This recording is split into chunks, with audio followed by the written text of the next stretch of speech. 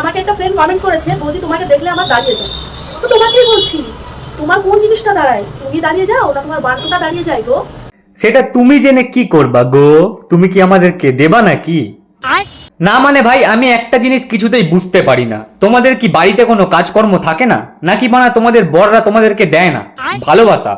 মানে যখনই ফেসবুক খুলবো তখনই এরকম দু একটা বৌদির আল বাল ভিডিও ভাই চোখে পড়বেই পড়বে। শোনা গো, আমার খুব কষ্ট যে বলো।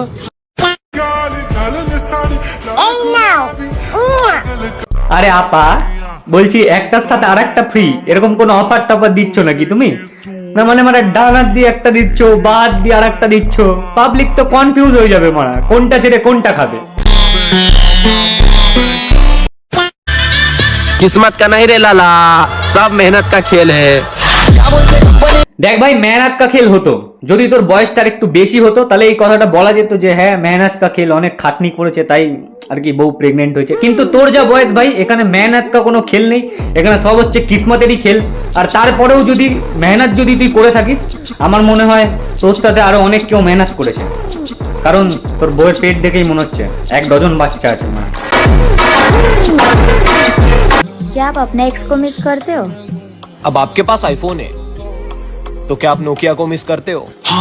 ধরো তোমার কাছে সবুজ সাথী বৌদি আছে, তখন কি তুমি আর সবুজ সাথী সাইকেলকে মিস করবে? বাড়া। वैसे तो मैं वेजिटेरियन हूँ, लेकिन मैं वो व्हाइट वाली मछली पी लेती हूँ जिसकी बहुत लंबी सी पूंछ होती है और जो बहुत तेज बहती है। সাদা রঙের মাছ, তাও আবার লম্বা লেজালা। আমি জানি অনেকেই এটা বুঝতে পারেনি, যারা বুঝতে পারোনি তারা পোগো দেখো, আর যারা বুঝতে পেরেছো তুমি পাক্কা লেজেন্ড আছো বানা আমার মতো। যাই হোক দিদি, তোমাকেই বলছি এই লম্বা লেজালা সাদা রঙের মাছটা তুমি খেতে থাকো, অনেক প্রোটিন আছে মানা।